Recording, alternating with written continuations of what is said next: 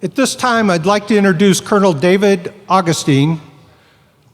I met David a number of years ago when our kids were attending St. Elizabeth Elementary School together. Gosh, David, I can't believe my sons were this big, and now my oldest son is a freshman at Xavier, and your kids have got to be a lot bigger.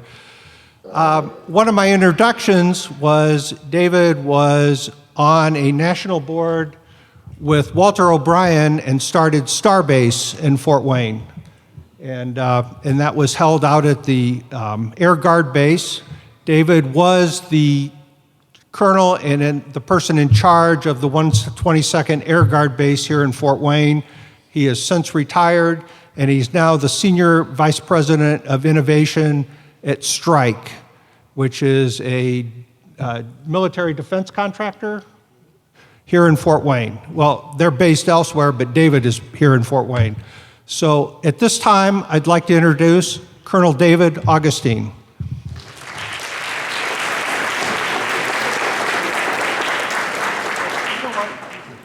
And I'd also like to share that David has arranged for Eric Webster to speak, and he also brought us Kurt Graber.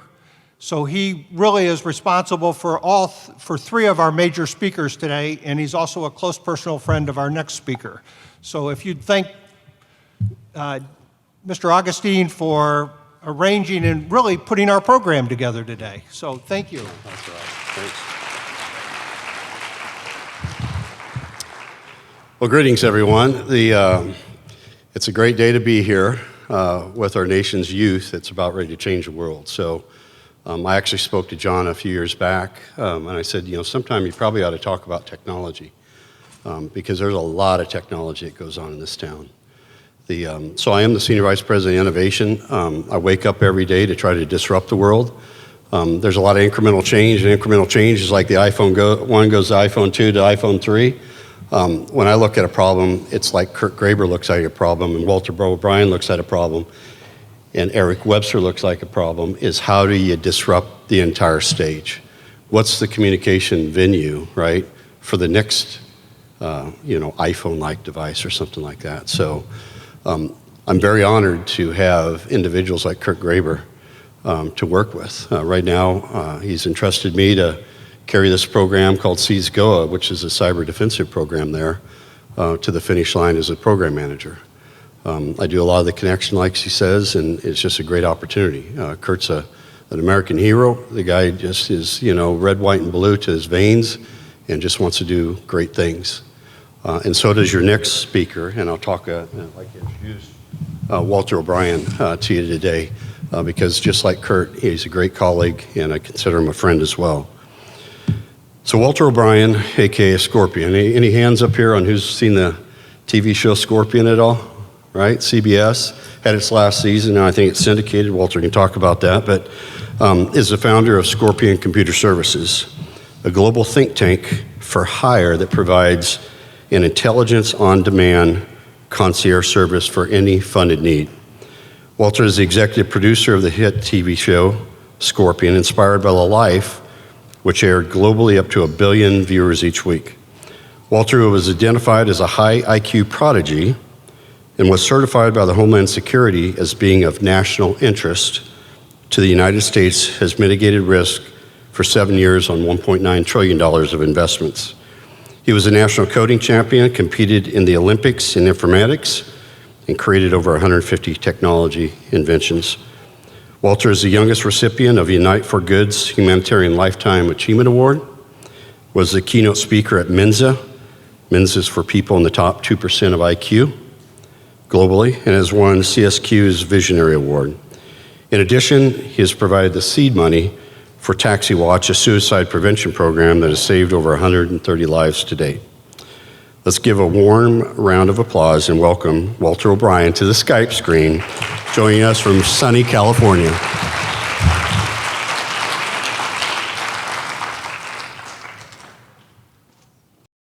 Thank you, David.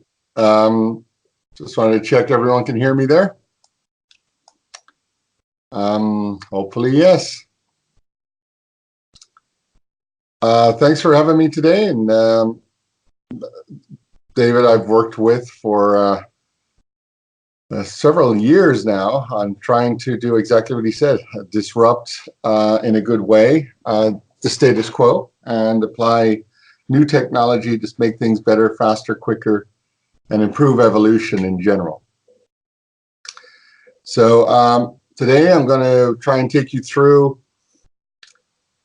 some background, some lessons learned, some ways of how we think. Some of that hopefully can be useful to you guys.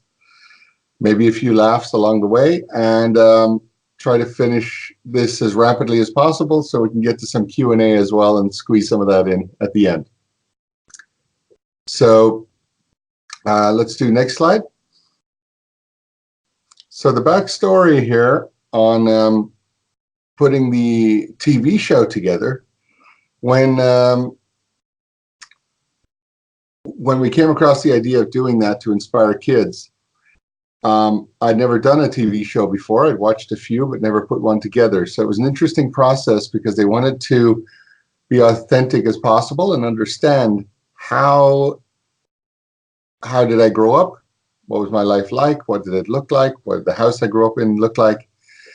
So I had to pull up old photos, embarrassing photos, etc., and pull that look and feel together. So these are real photos of me growing up.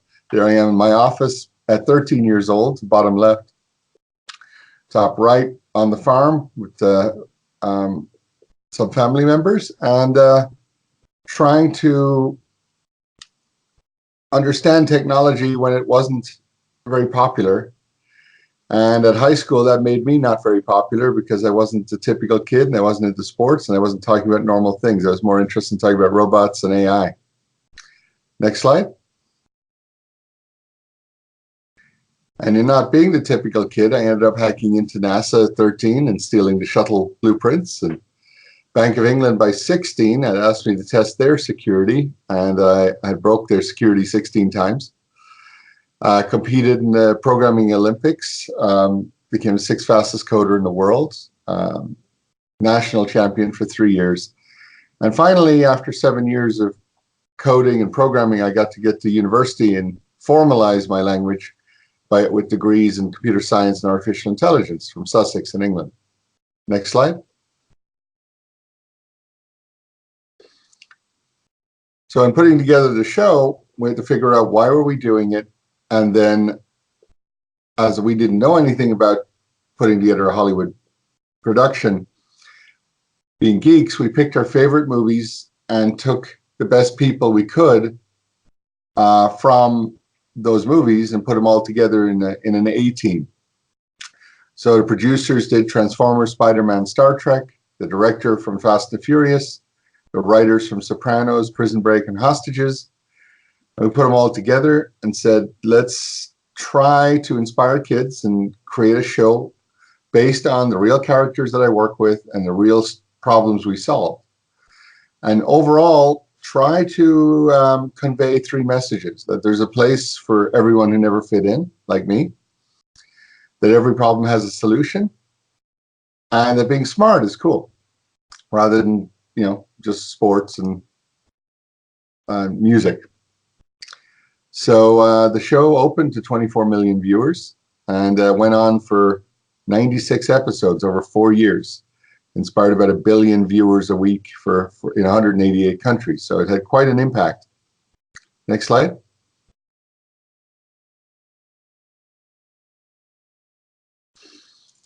So now we kept providing some of the snapshots from my real life into the show, some of my military work and research. And for those familiar with the show, on the top right there, you get to see the whole cast and crew, Catherine McPhee and Elias Gabel and the rest, lying on my Ferrari for a shoot after the premiere. And the bottom right is actually the real Happy's workshop. That's why in the show you see abandoned vehicles and things lying around in the place where they live, because he lives for his work. Next slide. On the left here is some of the formulas and math that we worked on and the house I grew up in. And on the right is the house they used in the show. So they were trying to match everything as carefully as they could and modernize some of the look and feel of what we produced. Next show, or next slide. And I even ended up being there was a Scorpion comic book they used for promotions at Comic-Con.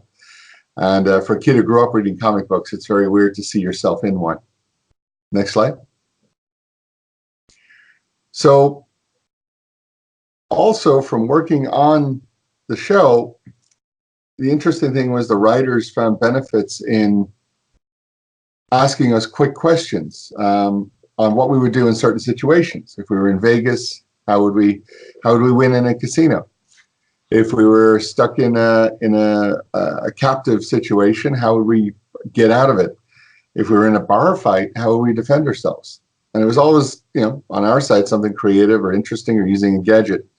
So that helped keep the show interesting by sharing what we would really do in different circumstances using the science and math and technology that was at our fingertips. So we ended up forming Scorpion Studios to help movies and writers come up with cool ideas and modern ways of telling their stories. So make the stories more realistic and cooler. Next slide. Some of those movies you'll see me credited in. Here's a bad selfie with me and Michael Keaton and Robert Downey Jr. So you got Iron Man, Spider-Man, and Scorpion at the Iron Man, Batman, and Scorpion at the Spider-Man premiere. Kind of a geeky moment. And next slide. More modern movies like Venom, you'll see me credited in those as well, as we try to figure out things from biomechanics to how the creature moves, to using nanotechnology, to on how they crawl under doors and things, to even what the labs they look like. Next slide. So the show inspired kids globally, and we communicate with the kids, offer help for things, host hackathons, answer questions, speak at science fairs, any way we can. I think it was 4,000 kids in the background there, so it's quite a big selfie. But just trying to encourage people to be problem solvers, think outside the box, and not give up on whatever they want to do, whatever they geek out about. Next slide. So the company then started for the first 20 years solving problems, technical problems, not just like cybersecurity issues, but maybe making things faster, quicker, more optimal, using AI to figure things out from data that humans couldn't figure out on their own. So we had all this ability to solve problems. And when you try to solve 1,000 problems, you have to get a formula or systematize it a bit. So in solving any problem, we start with questioning assumptions, because a lot of times the person who brings you the problem has already gone down the rabbit hole a bit, but maybe it's the wrong rabbit hole or the wrong direction, or they tell you things that turn out to not be true. So we question everything at the beginning before we accept. We don't want to inherit any misinformation from the client. So in our business, often the customer's always wrong rather than the customer's always right. And then asking what the real goal is. Again, sometimes people jump into solving a problem without knowing why they're really solving it. And you can almost never ask yourself why often enough to drill down into, well, why? What's the reason behind that reason? And that's a very healthy thing to do. And sometimes by asking that, you'll find out that you're solving the wrong problem, you're going the wrong direction, and your goal could be reached an entirely different way. Doing research in general is the next part, and frankly, Google is your friend with that. And people forget to Google everything when they start to figure things out. Writing a plan, writing it down, managing time and schedules and budgets, and figuring out what all the tasks are and trying to prioritize them correctly and communicate that back and forth with the client is very, very key. And these all apply to solving any problem in any industry. Communicating then and setting expectations on what's it going to take, how long is it going to take, how much is it going to cost, what do we know, what's an estimate, what do we know for sure. And then the solution. Before we just start building one, let's make sure something doesn't already exist, or we can't find couple of components that exist on the web that'll get us 80% of the way there. Then when we figure out what it's going to take, is it worth it? There's no point in spending $1 million to solve a $100,000 problem. Also, you need a culture with your people where failing is okay. You have to know that if you're solving problems that no one's ever solved before, you can't put yourself under the pressure of getting it right the first time. You have to feel motivated that you can try it and go, that didn't work, let's try something else. Now that didn't work, let's try something else. And every time you fail, you're getting a little closer to the potential solution because you're eliminating things that were clouding your approach. And the final one is defining when are you done. Everybody on your team might have a different definition of done. A programmer might think he's done the first time the code compiles, whereas a customer feels they're done when their company is profitable. Those are two very different times when people should go home. So as we got better at this, the company expanded from solving technical problems to just solving any problem. We said, now that we have this formula and this approach and a good Rolodex of experts, let's just try to solve any problem with the same engineering approach and see what happens. Next slide. So we got asked to help with security at casinos in Vegas and use facial recognition to block bad people from coming back and ensure that they don't return to the casino. And if they do, the security will be alerted immediately. Next slide. And some of the questions we got were very fun. We got asked if we looked at all the data from the veterinarians on 7 years of winners and 7 years of losers for racing, for horse racing. Could we find out things that the winners had in common and then apply that going forward so that they only bet on or train horses that are most likely to win? And these are kind of interesting projects because we don't know. It could be their lungs, lung capacity, heart capacity, adrenaline storage, length of their legs, the power and weight of the rear thigh bone, which primarily propels them forward.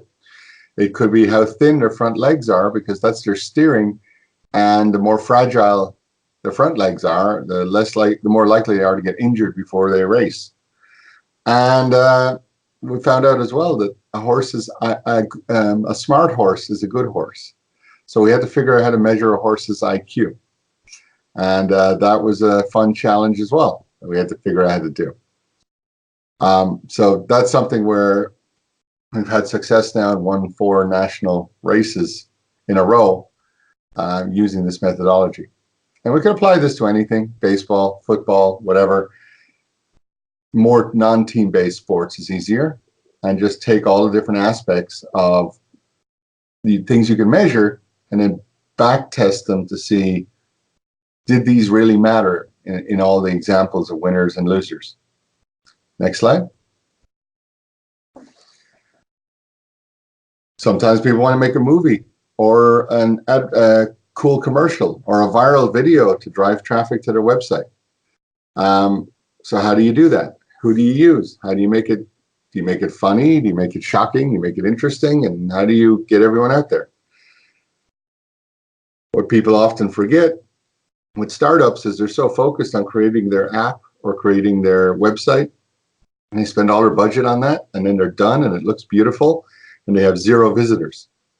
Because now you got to start by figuring out, how does everyone hear about this? You can have an amazing app and website that no one's ever heard of, so no one's ever going to visit it. So the whole psychology of driving traffic to your business is a very difficult problem when people get pounded with 3,500 brand impressions per day between their Instagram, Facebook, and television and everything else. It's very hard to stand out in that enough to get someone's attention for more than 7 seconds. Next slide. Crazy request from Wall Street. They wanted to put a Shark Tank in their office, but their office is on the 50th floor. So how do you figure that out with regulations, with getting salt watered, and how the heck do you get the sharks up there and keep them alive and do it safely? Again, not something you can call your local plumber to figure out. Next slide.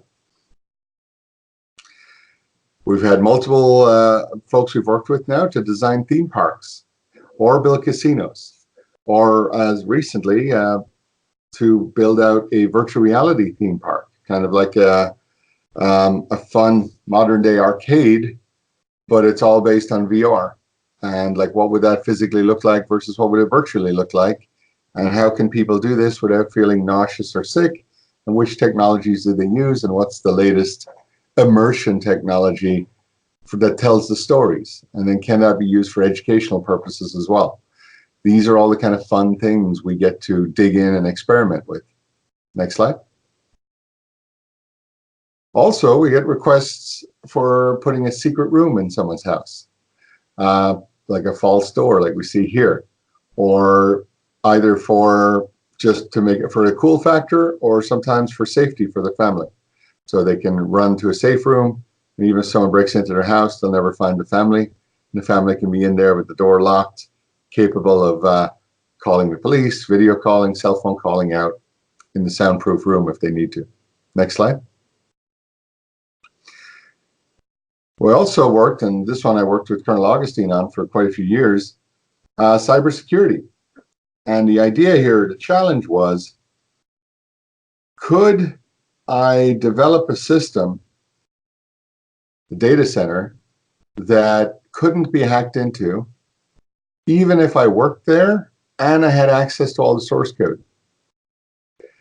Because what often will happen is that you'll have a secure business or vault or data center, and then the enemy will simply hire one of the developers who works there, who has access to the source code, to create a backdoor. So how would you even catch that when someone has access to everything? So we developed a solution that would stop all ways of hacking externally and internally that we could think of. And after 30 years of this, we can think of quite a few. So the theory was, if Scorpion couldn't get in anymore, probably very few other people could either. We then shrunk that data center down to the size of a shipping container with air conditioning, cooling, etc. Next slide. So by dropping that off anywhere you want, in the desert or on the moon or on the back of a truck and on top of a building, you could take an institution, government building, whatever, and give them a fully secure, unhackable data center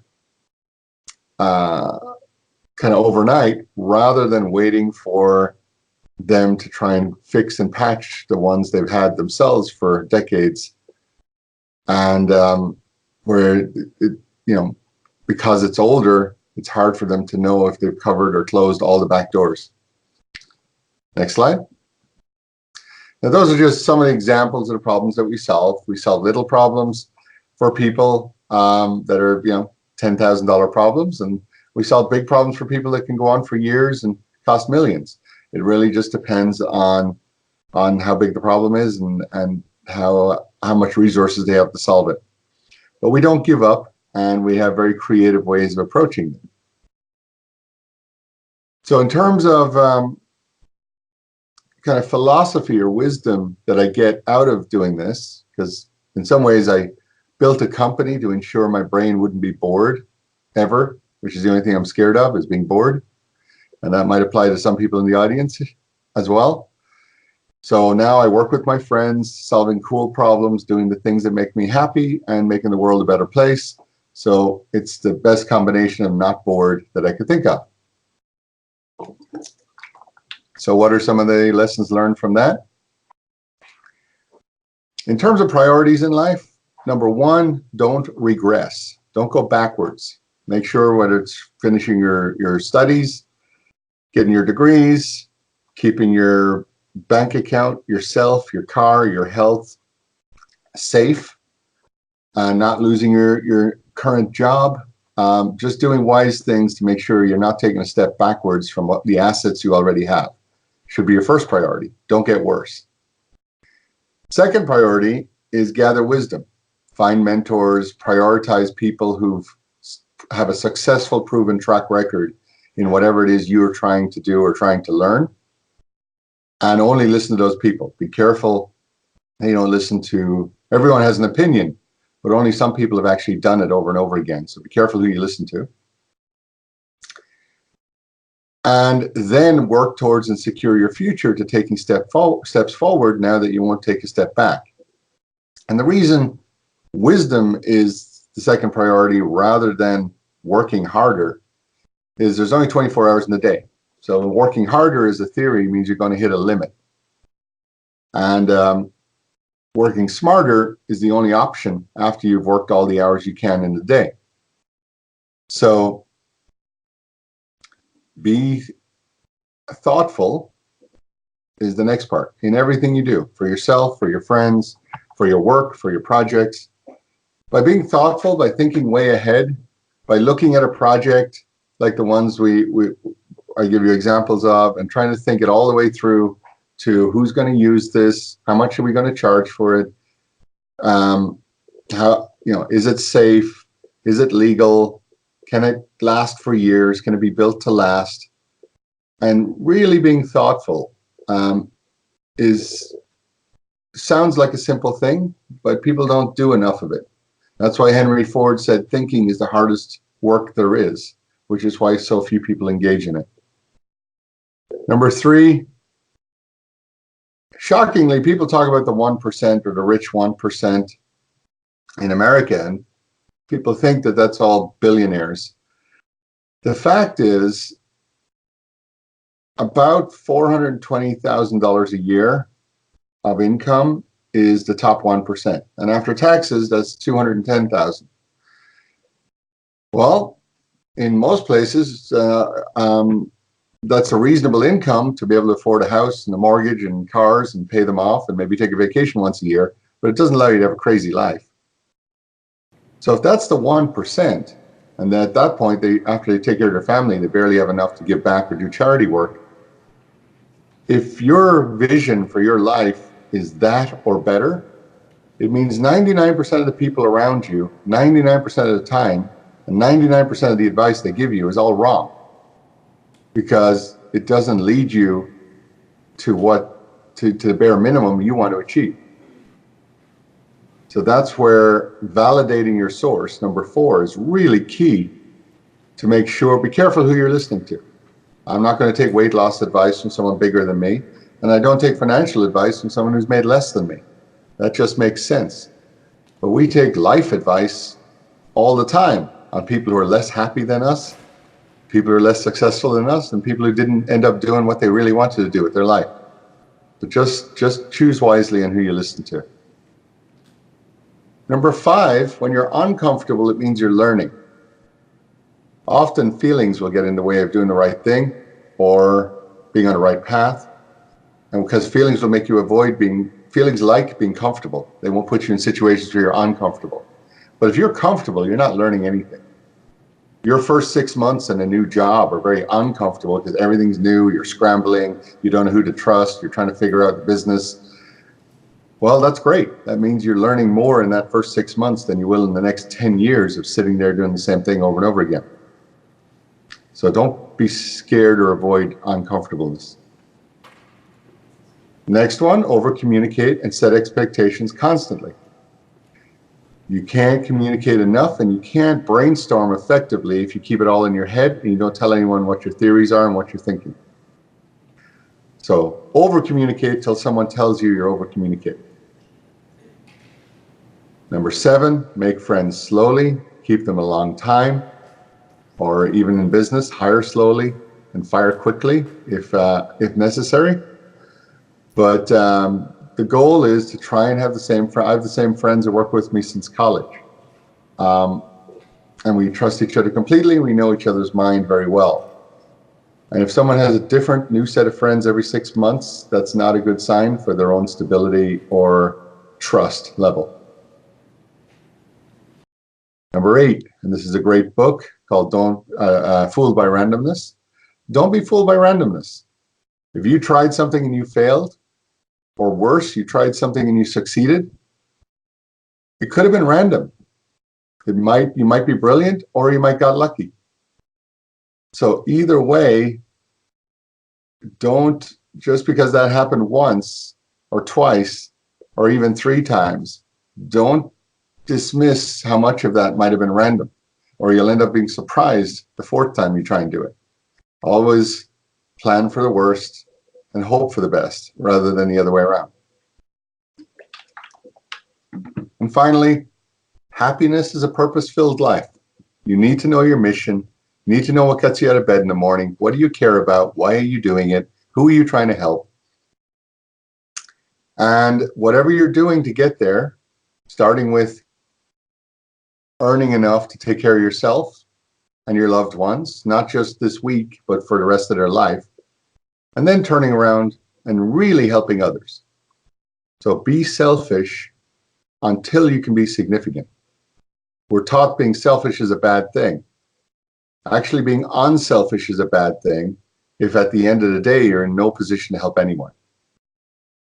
And being selfish is a good thing if your purpose of being selfish is to simply stabilize yourself enough to be able to turn around and really help other people.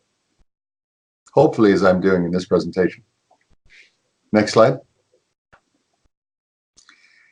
And if you can help other people while keeping your own average happiness high, then the things that you like in life will come to you as well, and you'll actually get to enjoy life. So part of the goal is to pick your mission, work smarter, help other people, and not be miserable yourself while doing it. Enjoy life yourself. Don't just enjoy your life and help nobody, and don't just help everyone and not enjoy life. Try to do both. Next slide.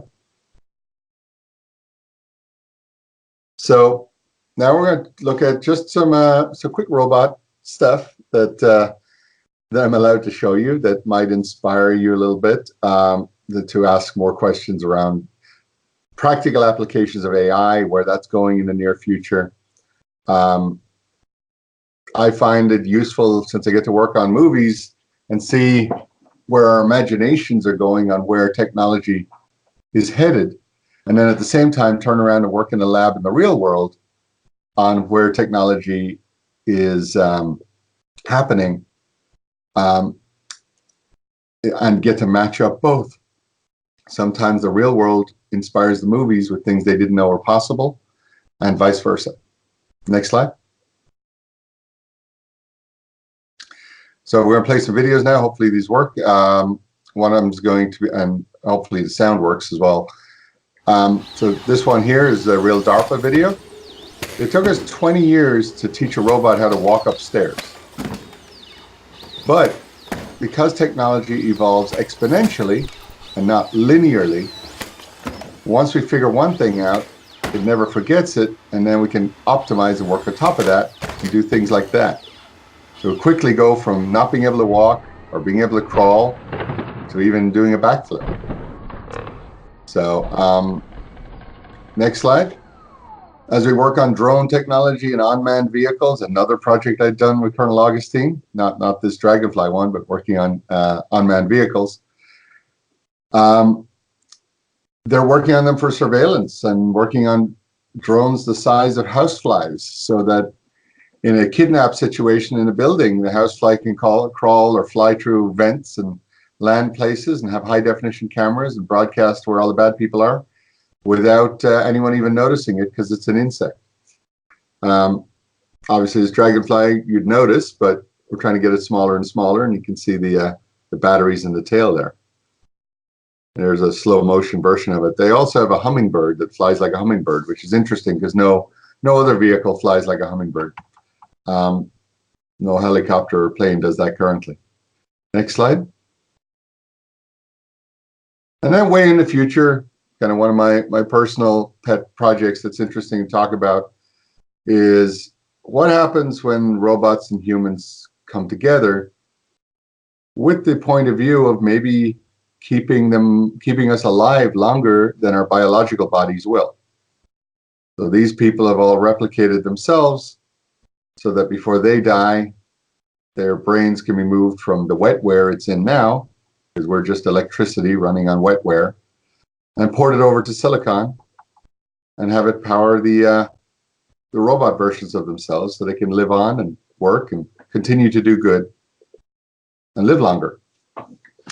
So there's a whole bunch of other science around that project that's fascinating to me because it combines AI, technology, and doing the best way to do the most good before you die is to firstly not die.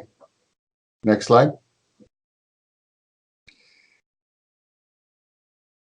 Also in the near future, we have to prepare for how things are going to change. AI is not something that's 50 years out. AI is something that's already here. We've all seen and experienced a little bit of self-driving cars. Our cars are parked 97% of the time on average. Self-driving Ubers have been legal in Pittsburgh and Nevada and New York for a couple of years now. Just in California, I think we had 160,000 Uber drivers. Well, we don't need them anymore for self-driving Ubers. 1.6 million truck drivers. Elon Musk just came out with a self-driving truck. But imagine if that became the standard and you could Uber around for free because the Ubers are advertising to you, or for $2,000 a year if we paid $2 per trip. Then that would mean if they're centrally maintained, like buses, and they're electrical, we eventually wouldn't need car dealerships, gas stations, valets, car washes, tire or brake centers, because everyone would just Uber everywhere and they wouldn't bother having their own cars. That also means if you look at commercial real estate, you don't need half of it because half of it is zoned for parking. And that parking then will be turned into cheap residential real estate because people who used to work in those businesses couldn't afford any longer to pay for their own houses. So they'd be living in cheap apartments that used to be parking lots, which crashes residential real estate. We have about 3 million people directly and indirectly employed in the military. Well, we've had unmanned vehicles, unmanned drones, unmanned aircraft, and unmanned submarines for 15 years now. So eventually, if we're unmanning everything, why would we need so many people there? When Amazon took over retail stores, they allowed you to walk in, and over here they took over Whole Foods, grab something off the shelf and walk out. And the system would figure out who you are and what you grabbed and how to charge your account. So you don't have to wait in line at the checkout counter. Well, 3 million people work in checkout counters. So what happens when we don't need that? So these are kind of future problems we're thinking about, and so should you, in terms of choosing a career or direction for where you should be working in the future when the future is going to change. And again, this isn't far into the future. These statistics are all from now. Next slide. Something else we worked on that combines technology on technology, which is always interesting. You get an accelerator effect. Is when people talk about cyber and servers and that industry, to me, because I'm a computer scientist, in my head, I'm picturing all the systems and how they connect and how they talk to each other. But for those that don't have a computer science degree and just use technology, it's hard for them to picture all the plumbing behind the scenes. So I thought about that and I said, I can see cyber in my head, but how do I get everyone to see cyber? And I thought, well, if we use virtual reality and we create analogies where the systems are planets, the vulnerabilities in them for hacking them are holes in them, the bandwidth of how much network they're using is the size of the pipeline between them. Which systems talk to each other the most could be based on gravity and have them float closer to each other.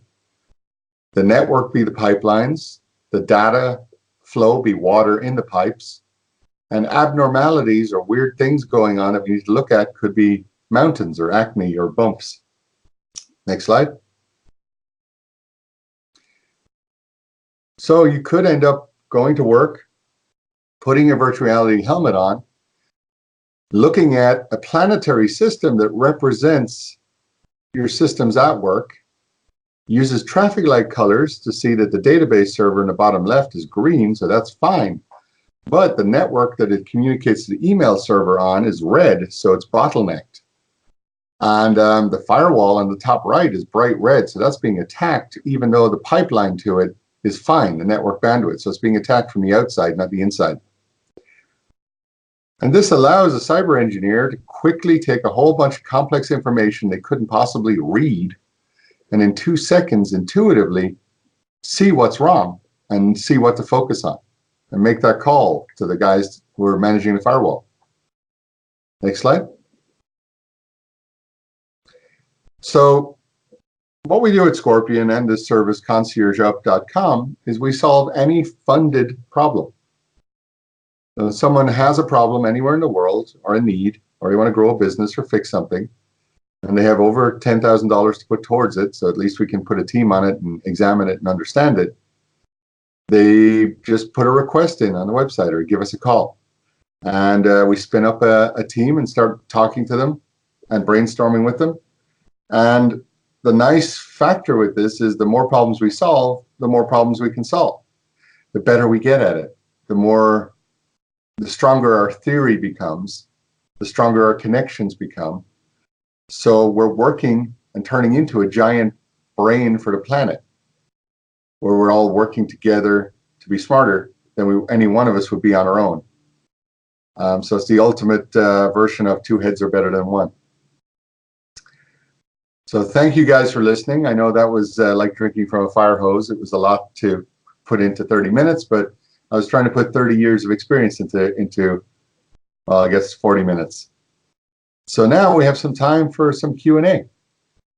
I had a question about, you said you hacked into NASA at 13 and the Bank of England at 16. Did you teach yourself this coding at that young of an age, or did you take a class on it? Good question. Back then, nobody was teaching hacking, and I couldn't afford classes until I was closer to 18, 19, went to college. So it was trial and error. It was all trial and error. I just finally got my hands on a computer because I couldn't really afford one for a while. So that was 9 years old. And then I couldn't afford video games either. So I took games that were either written out or that I would type up the code for that were free. And then I would randomly change things in the code because I didn't know what it did. So I'd find a number and I would change the number dramatically, put a few zeros behind it. And then I'd find out the game got faster or slower or changed color or gave me free lives. So I'm like, oh, that's what that number does. And I learned Locomotive Basic, which was the only programming language they had on the computer at that time. It was called an Amstrad 464, kind of like the Commodore 64s they had in the US.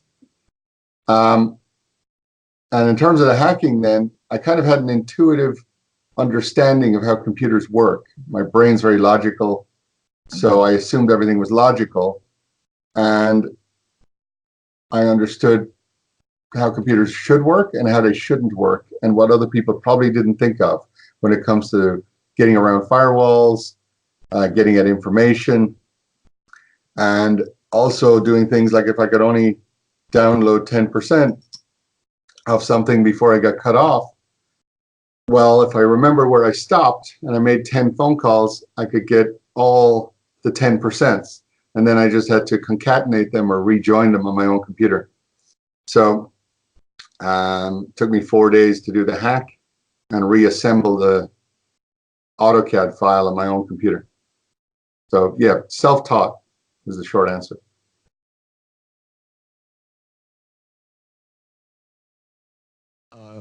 Hello, my name is Cameron. I just wanted to ask, like, how you came up with the name Scorpion, and like, what was your like thinking of like the logo and stuff?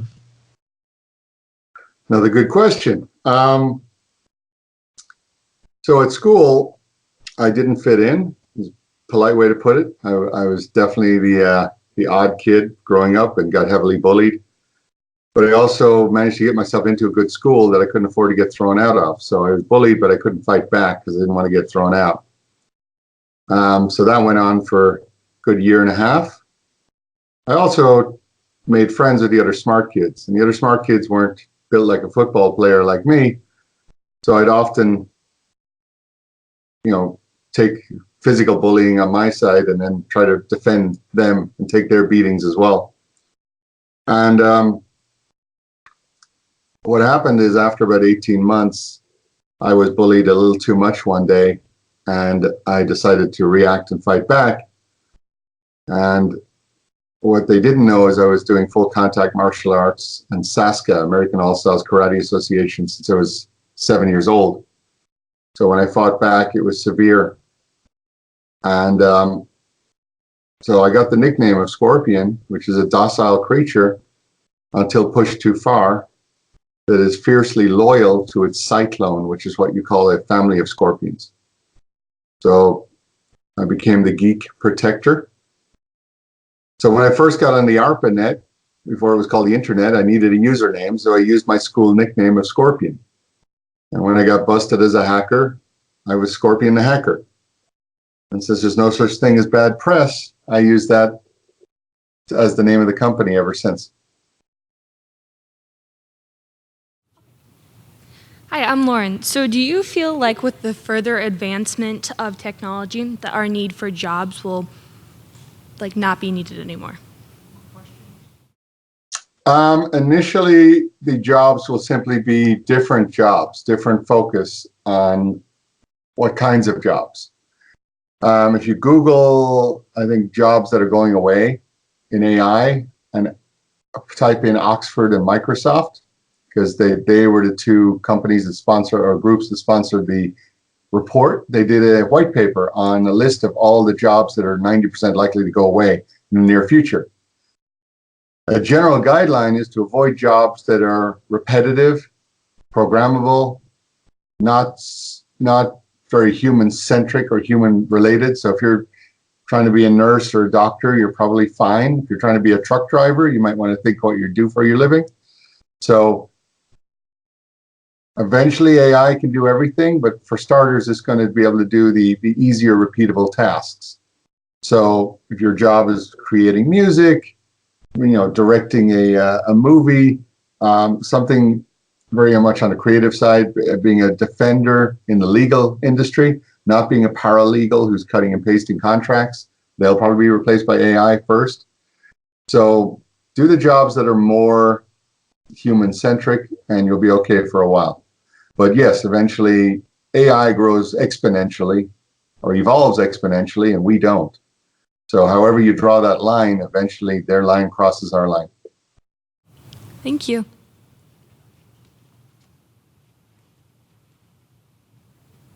Hi, my name is Andrea. I had a question regarding setting up management. What would you say in the process of cutting away time management and where you budget things is the most important step?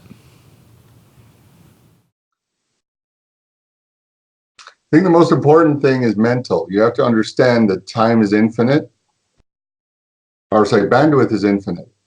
And that has to be the attitude. There's always someone doing twice as much as you're doing. So you can't reach a limit going, I can't take any more on, I can't possibly do that, I can't grow anymore, I'm too busy. There's no such thing as too busy. It's simply priorities. And if you're getting more than the hours in the day, it means you now have a scaling problem. How do you scale up? How do you put twice as many people underneath you so you can get twice as much done, and how to manage and communicate with them? So that's one part. Being consistent is really important. The reason I have folks who work for me where 90% of the time we don't need to talk to each other and I don't need to do anything on their projects is they know I'm going to do the logical thing every single time. I'm going to follow the formula, gather my data, ignore my feelings, and just do what is logical. And if they do that, they'll never get in trouble. Even if they're wrong and they fail, they're doing what I would have done. So I have no reason to yell at them. So if you're all over the place and everything is micromanaged and everything is a personal whim or mood that you happen to be in that day, then no one can replicate you, so nobody can scale. And in time management, write everything down and then ruthlessly prioritize every single day exactly what you're not going to do. You're always going to have too many emails come in. You're always going to have 50 things on your to-do list. You have to decide exactly that day what you're going to ignore. How do you get rid of all the noise and get the 4 important things done? So those are kind of general principles around time management and scalability. Thank you. Hi, I'm Morgan. I can't look at this, but I had to ask, what consequences did you receive for hacking into those places? Well, on the Bank of England one, it was the SWIFT protocol that you use for all bank wires. They had paid me to test their security, and then they paid me to stop testing their security because I kept finding holes in it. And it was easier to ask me to stop than fix the holes. On the first one, well, they understood that I had no bad intent. And we ended up doing a deal where if I show them exactly how I get into networks and how to stop suggestions on how to stop other people getting in, then there was no reason to extradite or prosecute me. So life is often about intent. Even with your friends and your relationships and everything you do, what is the intent rather than the actions? If you have someone being very, very nice to you all the time, but their intent is to hurt you, run away. And vice versa. You have someone whose heart is in the right place, but they might be saying it the wrong way or the wrong thing, then their intent is all that matters. So in my case, my intent was simply curiosity. It wasn't to try and hurt anyone or steal anything. Thank you.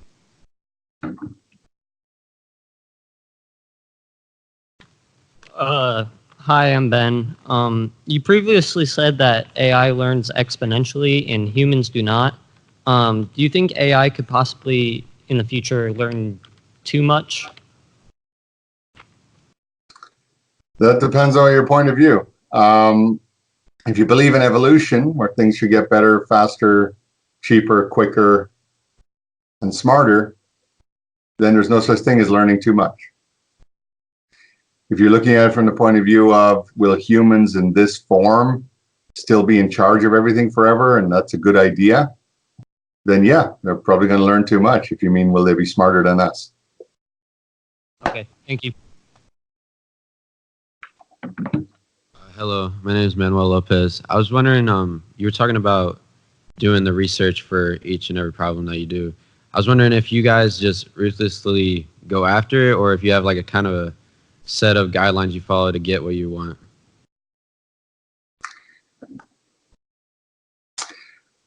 Our overall principle is that we only do things that are either neutral or good for the planet. We get asked to do bad things about once a week, and we have to turn those people down. And what's right and what's wrong is difficult to assess carefully, because things can have side effects and consequences. So our first principle is, are we doing something that's overall is good and positive in some way for the planet and for the outcome? And the reason we do stuff that's neutral is we use the profits we make even from the neutral projects to help charities out and nonprofits and education and scholarships and stuff. So the fact that the project's neutral doesn't mean that the proceeds are going to be used in a neutral way. In terms of the methodology then for what we do, I mean, it's a lot of what I shared on here.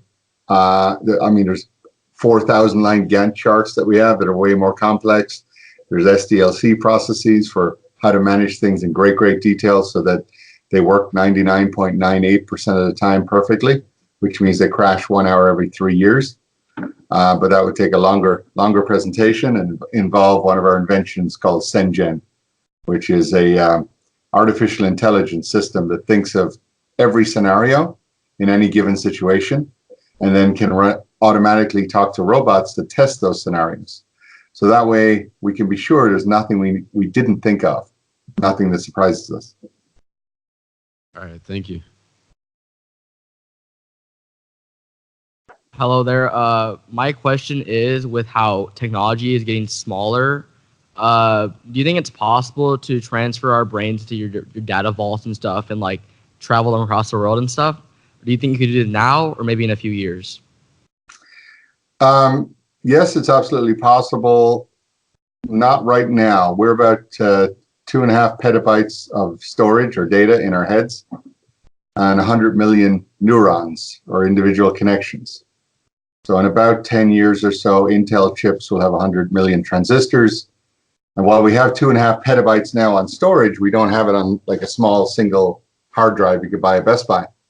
That would probably take another 8 years or so. At that point, we would have a device in our hands that is as complex as a device in our heads. Now, transferring and replicating the brain onto a new substrate or a new platform is being worked on actively in a lot of different ways. Elon Musk is working on neural mesh. 2 days ago, he got $1 billion in funding from Microsoft for AGI, artificial general intelligence, which is really trying to replicate the brain and common sense. Professor Ted Berger at USC has downloaded memory onto a chip and then read it off the chip back into the subject as harmonics, is guess how it's stored, and done it repeatedly and published it in Time Magazine, I think American Scientific Journal. We've got $200 million in funding from DARPA. So that's the cure to Alzheimer's and dementia. There's a lot of benefits to be able to move our brain away from our body, including why cure all terminal diseases if you could throw them away with the old body? So any disease that's not in your head, you can simply get a new body. So there's a lot of interesting side effects to it. We transfer data at the speed of light. So that would allow us to explore the universe a lot faster than we can right now. And even if we're traveling ourselves, if I wanted to travel to New York and I rent an avatar in New York and simply email my brain file over there, I don't need to put this body on a plane and get jet lagged. I just send the file over, wake up wherever I want to wake up. So that's teleportation. So these things might seem crazy to some people. And to other people, if they break down each thing and look at it and they go, well, you know, our memory's over here, our consciousness is over there, it's running on something. There's something in here that has all of that running. I'm not talking about AI or programming it or replicating it. I'm just talking about moving it. And we've done heart transplants and lung transplants and leg transplants and kidney transplants. This is just another organ. We just haven't learned to move it yet. Although some people have already started doing head transplants. So that's interesting as a workaround. Thank you. Hi, my name is Emily, and I was just wondering if, like, you were talking about how as a child you got bullied for your skills and all of that, but were there any people that supported you in what you were doing and, like, maybe put a lot of pressure on you? And if so, how did you deal with the pressure? My parents were very supportive, even though they didn't really understand technology very well, because no one did at that time. But they didn't put any pressure on me. All the pressure I put on myself, because I found this fascinating. I found everything else boring. So I wanted to go as deep down this rabbit hole as I could. And my alternative career was farming in the rain, and that terrified me. So I had to make this work. I also had no safety net, no plan B, no fallback plan. So I had to make this work. So I did. Thank you.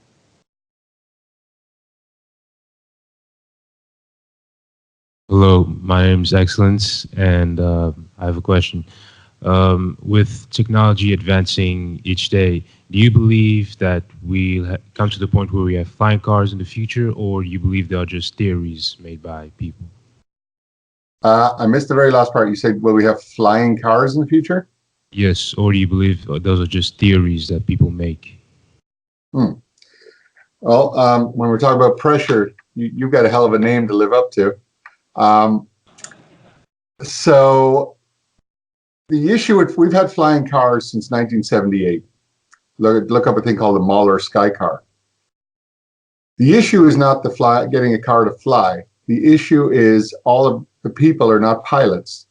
And if we put enough of them in the air, they run into each other on the ground, which is a two-dimensional problem. They're certainly going to run into each other in the air, which is a six-dimensional problem.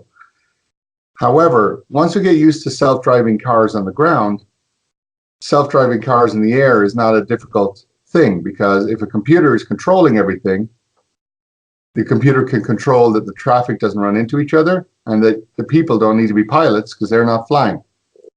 So what it does is the computer calculates a wormhole. So if we're flying from where you are now back to your house, it'll create a virtual tunnel through the air from your place at this time back to your house. And then everyone else going to their house or going to school or going to work would have all their virtual tunnels for their 15 minutes of travel. And the computer will simply make sure that those virtual tunnels never crisscross at the same time, so none of these vehicles could ever run into each other. And they've already done this, mapped this, simulated this. And if you look online at self-flying Ubers, probably Google that. I know they have prototypes in Dubai, which is probably where they'll start with this, where an Uber shows up, you step in it, and it flies you to wherever you want to go without running into any of the other Ubers. So almost as always in my life, the problem is not the technology. The problem is the darn humans. All right. Thank you, sir. Thank you. Hello, Walter. My name is Bree. I have a couple of questions. How long have you been shooting Scorpion for? And how many cars do you have? So we've been shooting Scorpion since 2014 is the version of Scorpion you see on the air. There's actually other versions of Scorpion we were filming and shooting before then. So 2014, I think, was the first time that we premiered it. And it's still running now, and Amazon Prime, CBS All Access. It's syndicated on Pop TV and probably pop up in a few other places as well. So there'll always be reruns, and I think Walmart, Best Buy, Target, everywhere you can get the DVDs and box sets. How many cars do I have? I'm building a 32-car garage now. I have about 7 at my houses in the U.S. The ones in that photo are all mine currently here in Los Angeles. And they're all radically different because they're different extremes in engineering. So they were chosen very carefully. One of them is on the fastest cars. One is the one that corners the best. One of them is one of the best engineering because it's almost 100 years old. And one of them is bomb-proof, bulletproof, gas-proof for tear gas, etc. So that's one of the quietest and safest cars. But when you do engineering, when you have a preference like that, when you engineer one thing to the extreme, you have to compromise other things. So the safest one is not the fastest one. Okay, one more question. Who was the most famous person, coolest person you've ever met? Besides Colonel Augustine? Let's see. I got to be interviewed by Bill Gates when I was 19. That was interesting and terrifying. I got to work a little bit with Larry Ellison, who was the second richest guy in the world at the time. And he ran a company called Oracle that I worked with for years. Interesting guy. Steve Jobs, I got to meet with, and we competed a little bit on a few areas, including we actually raced each other down the 101 freeway south of San Francisco. So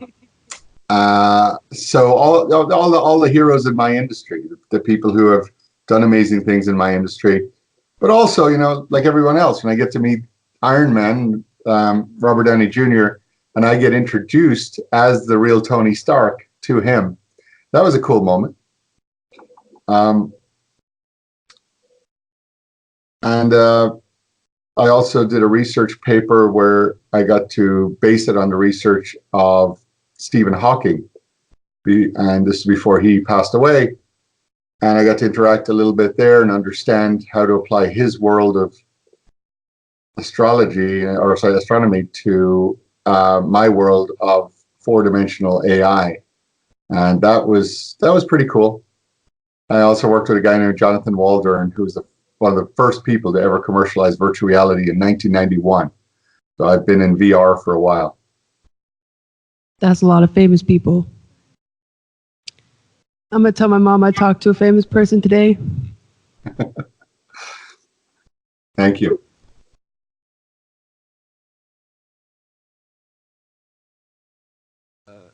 Good afternoon. My name's Nay, and I was wondering, I don't know if you've already answered this, but what was the craziest or most difficult challenge that your group has been asked to face?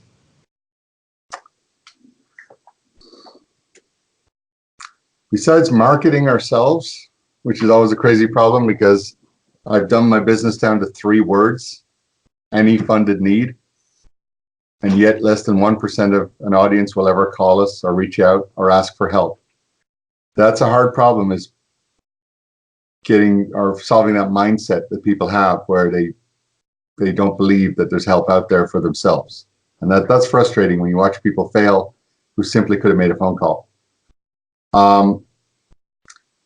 Other challenges, we've had a lot. We've had a financial system that's $1.9 trillion, trading $8.5 billion a day globally, that loses $1 million a minute if the system goes down, and has run by 10,000 engineers. So for 7 years, I managed risk on that, trying to eliminate every single possible thing that could go wrong, until I got to the point where the only thing that was going wrong were those people, meaning humans make mistakes 3% of the time on average for a working professional. So I had to come up with a way of going beyond human to eliminate that 3% error. And this is a big problem in the industry, because if you have an air traffic control system or a hospital system for preemie babies and it's failing 3% of the time, that's a lot of lives lost. So that's where I had to invent an AI that was smarter than me, but I had to write it. So every time I thought it was wrong or there was a bug as I wrote it, and I was like, that doesn't look like the right outcome. And then I manually had to go through months and months of math to figure out why it was wrong. And then at the end of that, I figure out I was wrong and it was right because it was smarter than me.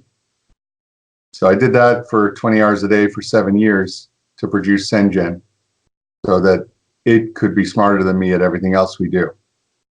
So that technology has been used in everything from mission planning, drone work, submarines, long-range missile defense, insurance companies, credit card companies, casinos, anywhere where you lose millions of dollars per hour or people's lives. Hospitals, 400 pharmacies, so they don't prescribe the wrong drugs to people that they're either allergic to, or drugs that conflict with each other, which again used to be all managed by humans. And when it was managed by humans, 8 or 9 people a month got hurt.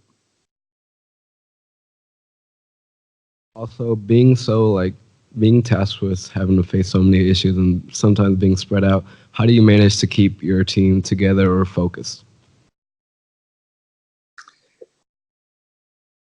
All of us have a sense of the greater good, that we have these skills and we're put on this planet to try and help people as much as we can using our gifts and skills. We've also built a culture and an environment at Scorpion that's the opposite of corporate America. There's no politics here at all.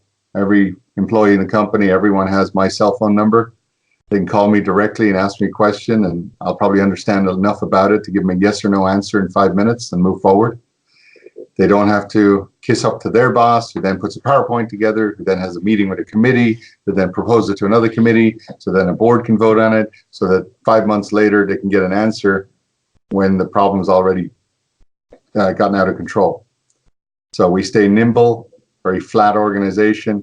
I trust my people. I hire people better than me in all categories. I'm the dumbest guy at my company. And we have radical honesty in terms of how we communicate. We'll tell each other when we're screwing up. We'll tell each other when we're not. And the people who come into the company or intern with us initially, the only reason they get hired or promoted is if they can prove me wrong on something. So their job is not to please me, because if they're agreeing with me all year, they have zero value. But if they can catch a mistake I made, something I missed, something I didn't think of, then they're extremely valuable. So our whole culture is the opposite of human nature. That's very insightful. Thank you.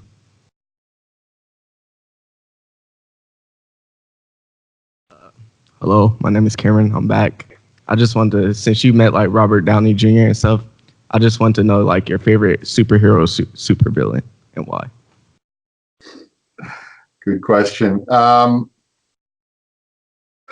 even though Iron Man is not technically a superhero, if you look at superpowers, obviously I like what he does and the robot suit and everything because it's actually feasible. So Iron Man, I think, is the coolest one. In terms of supervillains, I'm probably old school. I like Lex Luthor and his battle with Superman. And I think Superman's a pretty good superhero just because he had a whole mixture of all the different powers. So probably that combination would be one of my favorites. But I also love everything James Bond, and to some extent he was a superhero like Iron Man in that he used gadgets, technology, and his brains as a superpower. And I guess since that's my superpower, I can relate to that as well. Plus, I like cars. Yeah. Thank you. Thank you. Hi, my name is Nellie, and I have a couple questions. Do you ever think that technology will have a negative effect on humans and human relationships? And do you think that it will make us less intelligent over time? Yes. Meaning it's already affected us. Anything significant I've done in my life took me 3 to 7 years. Now it's 3 to 7 minutes are people's attention spans before they get bored. I've never done anything significant on my own. I've needed to have really good friends where we've spent a lot of time over communicating and brainstorming together. There's nothing wrong with social media, but when it's used to the exclusion where people won't pick up the phone, won't have a conversation, won't come over to a house, won't sit together, won't talk to each other, then you're alone. And when you're alone, you can't build up a true friendship. You don't feel comfortable reaching out for help. When you do need something, you tend to cocoon. It's hard to know who's real, what's really going on. All you know is their Instagram life. Everyone's comparing Instagram lives, which is comparing a fake life to another fake life behind a filter. So we're all freaking each other out thinking everyone else is perfect and we're not, because we don't really know those people. I re-engineered friendships and relationships 10 years ago. So for example, once a month, on the last Wednesday of every month, I bring a group together called Extelligence, the opposite of intelligence. It's where we learn to think with other people's brains. And we sit together in a room in a restaurant with the top lawyer, top doctor, top surgeon, top actor, top athlete, head of the crime lab. And we all sit together with 3 rules. Everything discussed is confidential. One person talks at a time, the other 14 listen. And you're kicked out if you're caught being politically correct or filtered. So it's like that movie Fight Club, but it's verbal Fight Club. We debate everything as passionately as we want to, and we don't hold back. And there's almost nowhere in society anymore you're allowed to do that. But that allows us to blow off steam, help each other, and any problem I have, I get 14 other brains working on it who are wired differently than mine because they spent 10,000 hours becoming an expert in something I'm not. So it's a higher form of intelligence, and it also is a good challenge. I can't do that over DMing and texting. Thank you.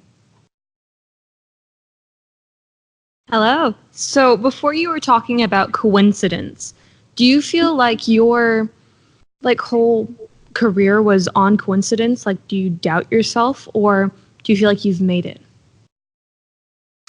When you say coincidence, do you mean when I said don't be fooled by randomness? Kind of, sort of. Yeah. So I try to have a handle on what did I do versus what did I get lucky with. So I graduated high school within a year or two of the first time computers became available to the public. And then it became the largest employing industry in the world during my lifetime. That has nothing to do with me. That was luck. That was just dumb luck. But I'd also have to be pretty stupid not to have made a mark or made money by now based on that luck. But lots of people haven't. So the difference there was luck favors the prepared. And I was prepared, and I'm always prepared to take advantage of every opportunity given to me. My IQ is not something I take credit for. It's DNA. I was born with it, like my eye color. There's nothing I can do about it. However, recognizing the limitations of it, and that the fact that when you have a high IQ, it drives you to having a low EQ, emotional intelligence, common sense, social skills, makes other people uncomfortable. As you see, if you ever Google me, you'll see a lot of uncomfortable people trying to still bully me online, who've never met me, never worked for me, never hired anyone at our company, but they have a ton of things to say anonymously. Then I try not to let all that bother me. I focus on, let's be the best person I can be, do the most good I can. And in terms of have I made it now? Yes. Yes, from the point of view of I've given back far more than I've taken. I've helped more people than I've hindered. And I've employed tens of thousands of families that have then had the opportunity to put their kids through college because of the salary they make from the projects that I spun up and the companies that I stopped going bankrupt. Am I done in that now I can just retire and forget about it and go play golf? No. I would be bored with golf. It's the perfect way to spoil a good walk. But I'd also, I've built a bit of a prison for myself, because while I'd be fine if I retired, all the people who rely on me, all the people I inspire, all the companies I protect, I worry about what would happen to them. So I've made it, but I can always do more. Thank you. So in your unique but totally awesome field of work, I'm sure you get some pretty odd requests. So what do you think like the most absurd thing you've asked to do was? Been asked to do? We did get a call once from a gentleman who said he had built a website and he would like it to be the #1 site on Google, have it show up #1 site in the searches. And we were like, yep, we have an SEO practice, search engine optimization, that can do that. We talked to him all about the techniques of that and how he would do it. And he said, great. He wanted to hire us immediately to do that. And we asked him to send over the website so we can understand what his business is and what his website is. When we saw the website, there was an entire site dedicated to proving that his neighbor was the devil and he didn't like his neighbor. At that point, we decided this is probably not the best use of our time to help the planet. So we warned his neighbor and we didn't help his website. All right. Thank you. Do you have any last tips for us to be as successful as you have become? Well, I've shared some of the best ones. There's a lot more, but the main point when I talk about learning from a validated source is I'm not the only guy who's made it. And I'm not the only guy who's figured some stuff out. So you can spend the next 20 years stubbornly learning it one mistake at a time yourself. Or you can simply take the top self-help books, the top business books, the top bestsellers, and not just read them as, well, that was entertaining, but really study them and internalize them and rewire your brain to think like they do. If you keep doing what you're doing, you're going to keep getting what you're getting. And if you start behaving like someone who's made it, then your life, your bank account, your relationships, your impact will start reflecting someone who made it. It's not an accident that all the people who made it behave the same way, prioritize the same way, and have the same habits. It's not random. So books from, How to Win Friends and Influence People, The 48 Laws of Power, What Got You Here Won't Get You There, The 4-Hour Work Week. Just look up the top best-selling self-help books of all time, delete the one that says The Secret, and read the rest of them. And you'll be on the right path. But only if you apply it and decide that helping people long term is more important than feelings. Because doing it is going to feel hard, it's going to feel tired, it's going to feel uncomfortable, it's going to feel unpopular, because you're going against the 99% that have never done it. Appreciate you both. Thank you for setting all this up, and hopefully it was useful to some of the folks in the room.